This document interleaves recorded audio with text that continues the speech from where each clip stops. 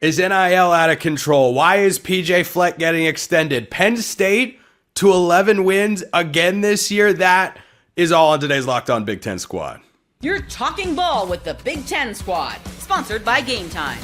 From USC to Ohio State, from Michigan to Oregon, from Nebraska to Washington, it's the local experts of the Locked On Podcast Network bringing you scoops, breakdowns, and the most comprehensive preview of the upcoming Big Ten weekend. No hurt feelings and thin skin allowed. Squad up, you're part of the Big Ten Squad. Happy Thursday, everybody. Welcome to this week's Locked On Big Ten Squad. I'm Spencer McLaughlin, your host. Jacob Goins of Locked On Hoosiers is here with Zach Anderson-Yoxheimer of Locked On UCLA, Jay Stevens of Locked On Buckeyes, Ryan Herrings of Locked On Badgers, Zach Seiko of Locked On Nittany Lions decided to show up as we're doing his team's win total today on the show. Mark Kulkin of Locked On USC has a new haircut, and Roman Tomashoff of Locked On Huskies is here as well. So all the reports, gentlemen, are flying around about NIL and this August 1st deadline where quote-unquote fake NIL deals with money that doesn't exist or players being overpaid, it could all go up in flames. And I'm hesitant to say that that's going to happen. But hey, Seiko, it's possible, man. It appears legitimately possible. So do you think NIL is about to just remain status quo or get completely changed? I bet Locked On SEC is that meme of SpongeBob in his brain where he's running around and everything's catching on fire and stuff. No. Disrespect. Yeah, our producers in that Locked On SEC crowd. So, the clearinghouse, I'm not surprised it's being delayed because there's this backup and truckload of deals that are probably all illegitimate, and that's why they got to go through them with a comb and say, okay, this is okay, and this is not okay, and this is okay. So it's what we've been waiting for. It's a lot of people are probably sweating right now, or a lot of programs are sweating right now. Are these going to stay intact? So, look, I'm all for it, and I can't wait for the news because then we'll have something tangible to react to than guessing, okay, who's going to get caught or who's going to get penalized, that kind of thing. Seiko, we all know the only fake NIL deals are at USC. Come on now. Jay, your read on this situation. Does this bother you at all? Or are you just are you still riding high off the national championship? Like, sure, do whatever you want. It doesn't really bother me. I kind of view it like I do the playoff format for 2026, that December 1st deadline. I'll believe it when I see it. I don't know if it's August 1st, September 1st. I don't know, but I do know at some point things are going to come up and there will be chaos in the sport because things have been going on that shouldn't have been going on for quite a long time. I'm glad things are starting to get cleaned up, or they will get cleaned up down the road, but I'll believe that August 1st date when I see it. Roman? Yeah, no, I'm with Jay on that one. There are certainly a lot of programs outside of just the SEC that are going to be put under a microscope. I'm not going to name any names in the Big Ten chat so we don't all just start, yelling at each other like Oregon or anything. No, like yeah, that. you wouldn't want to. Wow, you found a way to work it in. That's incredible. I'm so surprised. I'm surprised you found a way to get a jab in there about caring about winning. Yeah. Anyway, continue. Instead of trying to monopolize all of it, I do want to spend a second here on Texas Tech too, because I think that's one program that I'm really interested to see what happens with. And I think as we start to see if any of this does turn into reality, that's one program after signing Felix Ojo to a $5.1 million deal over the next couple of years. That's something I'm very curious to see just where that falls in with all this as well. Yeah, big offensive tackle commit that they got over Texas amongst other schools. But Zach, you guys down there at UCLA are now in the weird, messy NIL space of such with Nico. Are you worried that the dollars are about to fall through and that Nico will be transferring again? I mean, that could still happen without the dollars falling through. So I'm not sure if that's the reason why. I think the fact that they're in the conversation is something to look into, but I think they're doing just fine. And if they're worried about money, there's many places they could go. They're coming to UCLA for things other than just the NIL. Ryan, your take. I don't care. I was so excited to talk college football with 7 other people, and I log in and we're talking about the clearinghouse. And we're like a bunch of nerds. I don't care. I don't care at all. Okay, Ryan, I don't know if you can use the word nerd disparagingly. You and I were texting about Lego Masters earlier today. No, it's actually a really good season. That's a strong build. Let me say this. Like, who are the best teams right now? I don't know. It's like Penn State, Ohio State, Bama, Georgia. Who are the best teams 20 years ago? Did you say Indiana? I did not. Somebody did. But, like, my point is, nothing's Who could changed. that have been? Upstart here and there. Like, it's the same stuff. The same best teams are the same best teams. I don't care. I'm so sick of talking about NIL. Like, football is a couple months away from practices. I just don't care anymore. Like, and let's also point out the teams that this is going to impact. It's not the Wisconsins. It's like, it doesn't. I don't care. I just don't care. I'm ready to talk football. I don't care. Okay, Goins, do you think all this NIL talk does anything to materially change the landscape of the sport? No, not on a grand scheme of things. And, you know, so many of these teams are saying August 1st is when the real deals can go out, and August 1st is when pen goes to paper. Who cares? Like Jay said, and so many others, it's like August 1st isn't the saving grace for all these teams like Indiana or anybody else. Like, since when has a rule been in place that's actually been held up and disciplined and teams have been punished to the full force of a rule or the law? Since when has that ever happened? So none of that's going to happen. It'll all come out eventually. And what I say? It was Mark's face. I'm sitting right here still getting over the sanctions. I'm saying, but to the fullest extent, no. I'm sitting right here, Jacob. I know you or LSU or any Michigan or any of these other teams have never been punished to the full extent of any rule. And then all these other rules that float around out there, they don't get held up to the fullest extent is what I'm trying to say. It could be worse, Mark. It could be worse. I do see Jacob's defense. I understand the point that he's making, but the optics of when has anyone ever been punished for paying players? And Mark's like, my guy lost his Heisman Trophy for 2 decades. Good. Mark, you can chime in here. I don't know what the fullest extent of the law is. The only thing they didn't do was go SMU on USC. I mean, they did pretty much what they wanted to do, Jacob. Too bad, too. Well, we got it back. And as far as NIL is concerned in USC, I'm with Ryan. I don't care. The reason I don't care is because of location. Hopefully Zach can get Casey Wasserman to step up to the plate and take advantage of their location, because that's what it's all about. That whole thing of fair market value. USC has it. They can say, you know what? Yeah, we can pay this player this amount of money because look at our TV market, look at our national market, look at our global market. It's that type of thing. So yeah, I'm with Ryan. I don't care. Let's play football. Quite frankly, Texas Tech was brought up earlier. I'm not that opposed to a world where a school that suddenly wants to get somebody that really wants their program to succeed and pour money into it, and that can lead to success both off and on the field. I don't think that's necessarily the worst. But the funny part about all this, of course, is I don't think it has a great chance. In fact, I think it has a pretty bad chance to get held up by the courts, who have pretty consistently said, yeah, you can't tell these kids what they are and are not allowed to earn. They're 18 years old.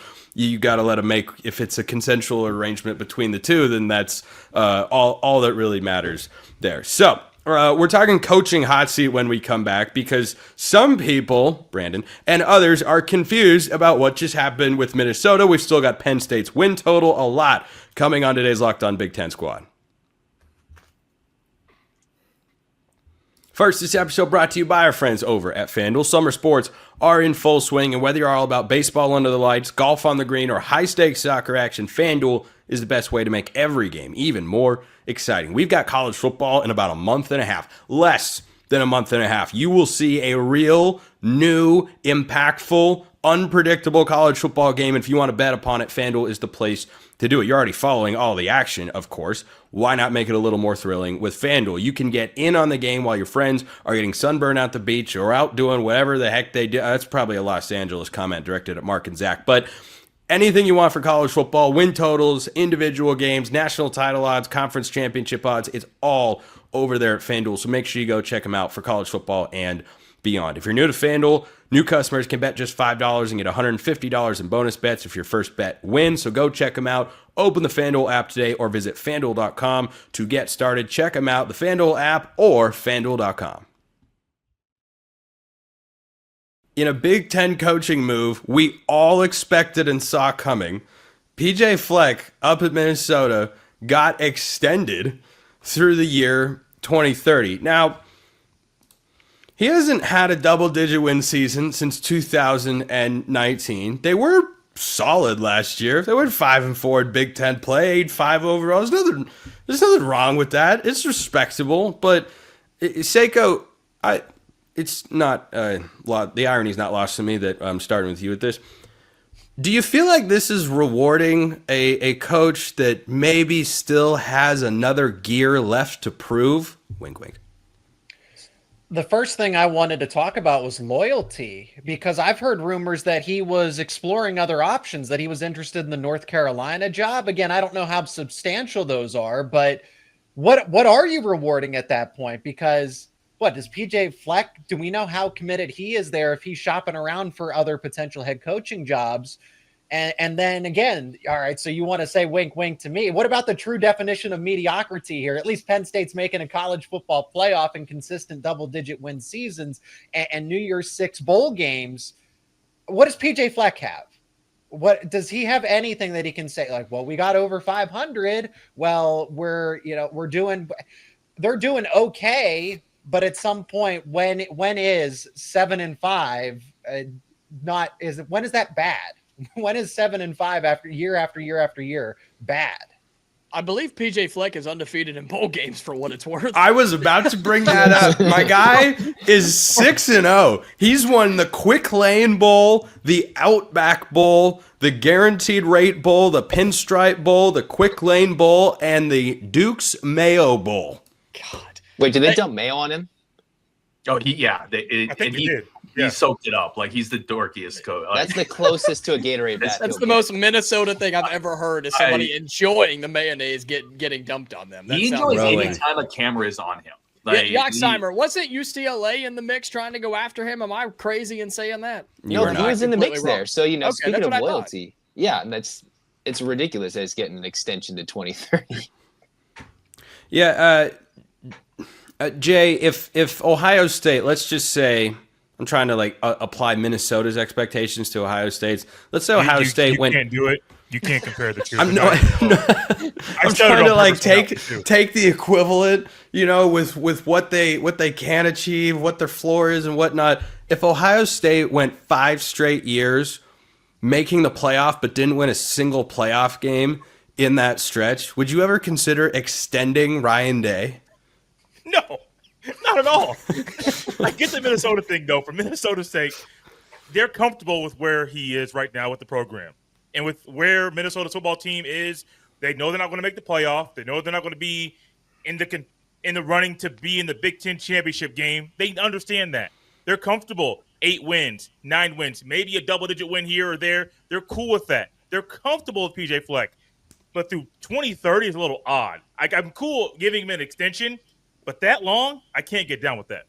Yeah. Roman, let's, again, kind of same hypothetical here. If Jed Fish went 8-4 this year, forget what happens in the bowl game, 7-5, 7-5. At the end of that stretch, would you want to extend him and be like, yeah, let's add on another year or two to his contract? No, absolutely not. And it's kind of, it made me think back to, it's going to sound weird because of what he's been able to do recently, but the Steve Sarkisian years at Washington, where it was consistently just slightly above mediocre, where it was like, oh yeah, you're going 7-5. Like, to Seiko's point, I honestly had no idea that he's almost 20 games over 500 at this point as a coach of Minnesota. He's 58-39, which it adds up after a while and it looks fine. But at the end of the day, it's underwhelming. We sit here week in, week out, whenever Minnesota comes up, we just kind of laugh it off because we know it's not serious at any point in time. No, that's never a guy I'd want to extend. Yeah. Speaking of mediocrity in football, Zach, I wanted to bring you into the folder. I couldn't resist. I thought Seiko was going to make a jab at somebody earlier, but he's a nicer person than I am, just generally speaking.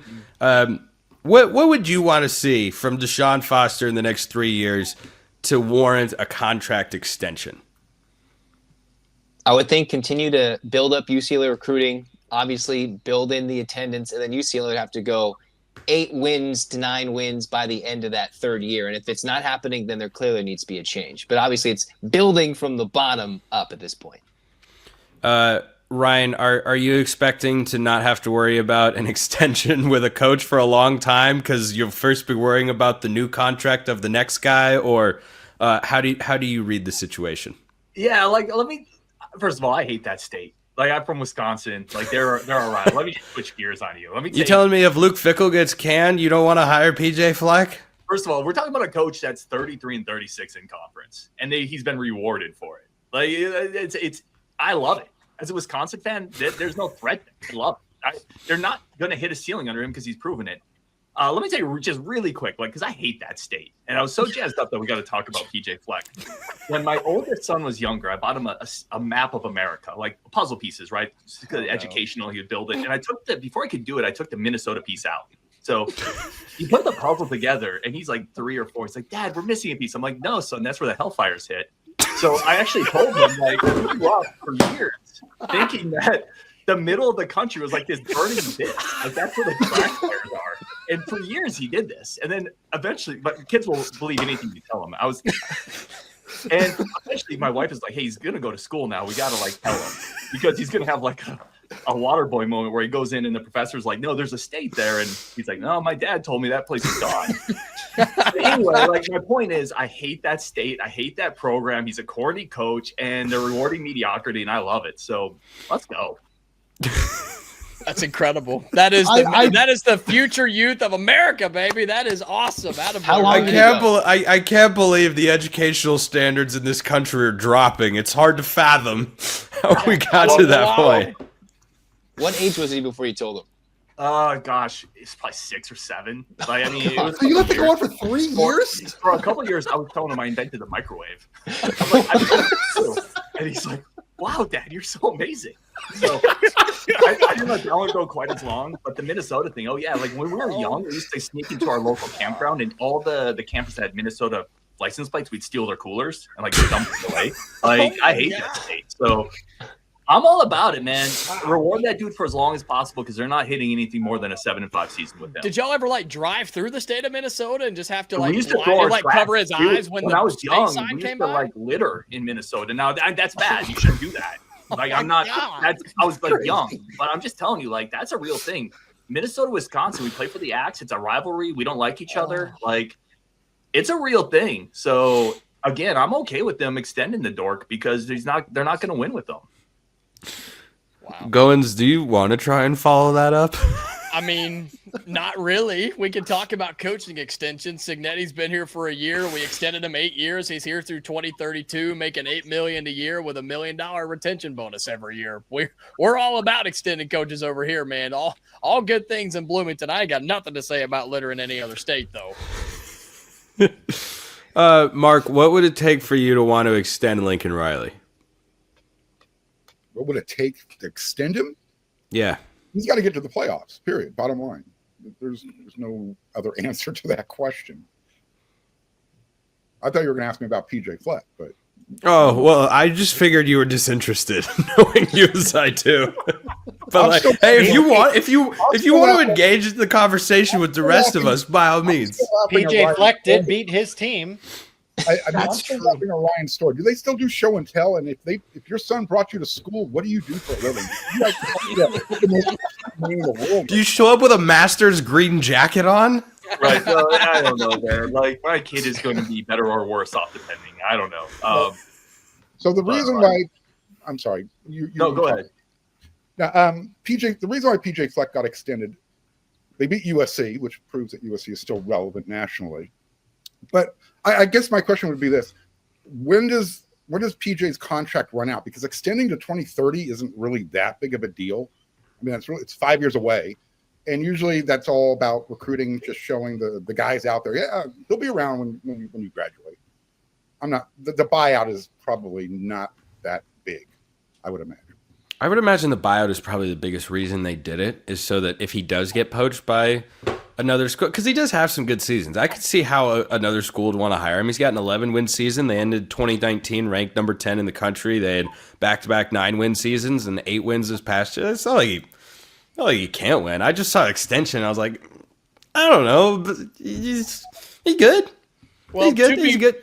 To be fair, Who they else is didn't Minnesota going actually. to hire? I mean, Well, that's the thing. Are you going to do better than PJ Fleck? Jed Fish. They should hire Ryan at this point. Tear that program down. Yeah, Ryan's got an illustrious coaching record at Bishop Sycamore High School. Yes. But yes, baby.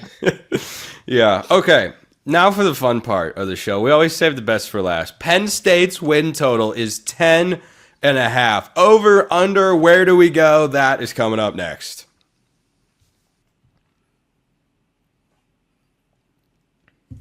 All right, Seiko, you're gonna have to let us talk about your team for a while, and then you'll have your moment. You will have your moment. So, I'll start. Penn State over. 11 wins minimum.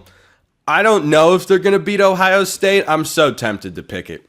I'm so tempted to be that idiot sucker that takes them in a big game on the road at Ohio State. I'm really tempted. I'm gonna wait. I think it's 11 wins minimum for the Nittany Lions. This is one of my favorite over bets on the board, not just in the Big Ten, but in the country at 10.5 per our friends at FanDuel. Jay, what say you? Spencer, I agree with you. And I was originally thinking I was going to go under because the number is so high. This schedule's pretty easy. There's really only 2 games where it's a toss-up between will Penn State win, will the other team win. Like, it's really just that easy. You can walk into the season and get 10 wins. Like, it's that easy for Penn State. The only tough games is home against Oregon, on the road at Ohio State. You're probably going to split that. Go 1-1 in those 2 games. There's your 11 wins. Seiko, I can't talk bad about the team right now. They got a lot of talent coming back. James Franklin's a walking 10, maybe 11-win coach. So I got 11 wins for the Nittany Lions right now. Roman? Do not clip this. I agree with Spencer. All right, I just got to get that. Brandon, clip it now. Clip it. I do have the over. I agree with everything Jay said. This is such an easy schedule. I can't take them to win on the road at Ohio State, but I do think that they do end up having 11 wins in the schedule. They do beat Oregon at home. I'll set that one in stone right now. But on top of that, everything Jay said holds true. There's so much experience coming back. I don't want to pick James Franklin to win big games in the playoff as of this moment, but I do like everything that they have on this roster right now. And I think that with where this conference is sitting, getting 11 wins is not going to be very hard for this team. For those listening or watching who have not memorized their schedule, it goes like this. Nevada, FIU, Villanova, just a murderer's row of a non-conference by Indiana standards. Indiana, yeah, come on now. Let's at least give. Are we not? Okay, at least Nevada is a group of 5 team. I guess Old Dominion is too, but yeah. Right, Old Dominion's a G5. So why are we talking crap about Indiana, but not? Well, because Indiana's is worse, and also you're you, Jacob. So that's why. Anyway, they open Big Ten play against Oregon at home off a bye, which seems highly unfair, by the way. Then they go at UCLA, cakewalk. Northwestern at Iowa. That could get interesting, but probably not. At Ohio State, host Indiana, at Michigan State, host Nebraska, and then go at Rutgers. Zach, do you think UCLA's got any shot to pull an upset here in a line that I imagine is a pretty sizable point spread?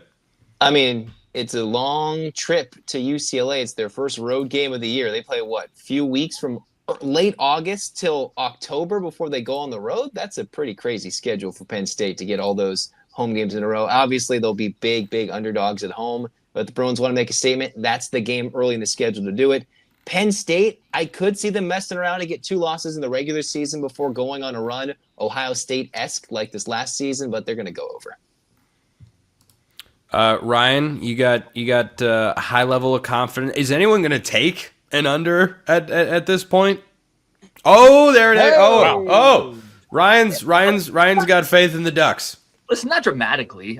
Penn State's really good. Their experience, I love the coordinators, the running back should be really good, but we don't know how good the receivers are going to be coming off of last year. Losing Warren's a big deal. I know there's talent behind him, but that's a massive loss for this team. I don't think they're going to win in Columbus. I really don't. And then you still have Oregon. That Iowa game is going to be a night game in Kinnick. Almost guaranteed that's going to be a night game.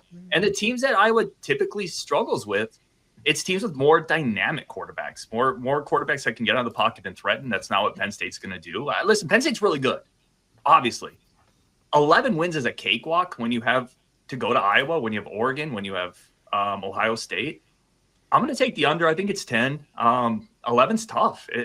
Teams typically lose a game they shouldn't lose. This is college football. This is not, the simming it out in a video game. College football, weird things happen. So I'm taking the under. 10 wins, still a really good year, still a really good team. Give me the under. Goins, where would you place your money if you had to on 10.5? Look, the schedule is easy, like everybody has said. The road game at Ohio State is tough, but I think Penn State's the better team. And look, the Shoe's a tough place to play. I assume that'll be a big noon kick if that's announced or hasn't already been announced. I mean, that'll be one of those early games that Ohio State fans have been upset about for years, and understandably so. But then there's the game in Happy Valley that's going to display two undefeated teams late in the Big Ten season when the Hoosiers come to town, and that's when all hell breaks loose. Penn State loses their first game of the year. I'm kidding. I think. Okay, good. I think good. I was worried. Oh, I was kidding about Penn State and Ohio State. I think Penn State will lose the Ohio State game after being 7-0. They'll also lose the Indiana game. They'll win out. They'll have 10 wins. They'll go under 10.5. But they'll still compete for a national title. I'm ashamed that was allowed to go out on our airwaves as a network, but I don't have control over everything. I can. Okay, all right, Mark. What'd you say? Nothing. Gosh. I actually don't know what he said. I didn't. I don't either. I asked Brandon to cut it. Okay. This. Speaking of cut it, Mark with the new haircut. Go for it. So I'm going under. I'm with Ryan. It's college football. That game at UCLA, I'm not saying Penn State's going to lose that game, but it is their first road game, and it's coming off a very highly emotionally charged game at home against Oregon. So you got to take that into consideration. And then you're just looking at where else can Penn State lose. No one's mentioning Michigan State late in the year in East Lansing. You guys like to talk about the weather all the time in the Midwest. East Lansing, November 15th, it's crappy weather. Doesn't it snow in Happy Valley? Pennsylvania never gets any snow. It's always it's the East Coast, Los Angeles. Mark's down in LA being like, nowhere gets snow. Some places get snow. Are you playing it in Happy Valley or are you playing it in East Lansing? That's the difference between the weather comparison you're making. I don't think the Michigan State point is horrible. I think Michigan State is a sneaky, solid team this year. Jonathan Smith works in quiet and mysterious ways. But nothing to sneeze at 10 wins, Zach. Don't get upset. I'm not. I'm just saying. I think the weather comparison's funny. Indiana on the road, the Ohio State game might be depleted with injuries. You don't know what your roster is going to look like as well. Just look at some of the nuance. We don't know what Michigan State's roster is going to look like. They could be absolutely ravaged. But we're talking about your team where they could possibly lose. all right, Seiko, the time has come. The stage is yours. I hope you're about to say that Penn State is going 12-0. Oh, wow. I get the solo shot, too. This is like at the end of Rest in Peace Around the Horn. But, yeah. So Penn State absolutely can go 12-0. This is the year to beat Ohio State. If they don't do it this year, then I don't know that I see it for the next 3, 4, 5 years beyond. And I mean, that's beyond recruiting classes that we're focusing on. So this is the year to beat Ohio State. This is the closest, if not past Ohio State at this point in time. They beat Oregon. They get Oregon in a spot early in the season with that whiteout game. So that's not an ideal setup for the Ducks. Spencer, I'm surprised we didn't address that since you are the neutral arbiter, of course. You just kind of brushed over so they that beat line, Oregon. by the way, is Penn State minus 4.5. You said it would be 7.5, and I told you it would be around 4 or 5. It could move. It could move. I just wanted. It's early. It's early. Thank you, Brandon. So this schedule is favorable for Penn State. Traveling to UCLA is not ideal that's all the way across the West Coast. That's where you'd want to play in Michigan State, because I do think Michigan State gets better as the season goes along, but I don't think it has anything to do with weather. So the game that I have circled the most is Ohio State, accordingly so, because Julian Sayin will be adjusted at that point in time. Same thing with Brian Hartline's offense. maybe a Matt Patricia. I can't believe I'm saying that. Matt Patricia defense, that's going to take a full 12 games to get adjusted to. So that's where I think Ohio State breaking all of that in together, it's just the natural attrition of the sport. You're going to have turnover at points in time. Penn State's trending up. Ohio State took enough of a step backwards for Penn State to get that victory. So I will take 12-0 at this point in time. With all considered, what is on paper. Woo! 12-0 for the Nittany Lions. Is anybody prepared for that? I am. Seiko is. And absolutely nobody else is. But we are ready to wrap the squad for the week. Zach Seiko, Locked On Nittany Lions. Jay Stevens, Locked On Buckeyes. Roman Tomashoff, Locked On Huskies. And everybody else. Brandon, what are you doing? I'm Spencer McLaughlin of Locked On Wherever. We'll see you next time. Until then, hope you have a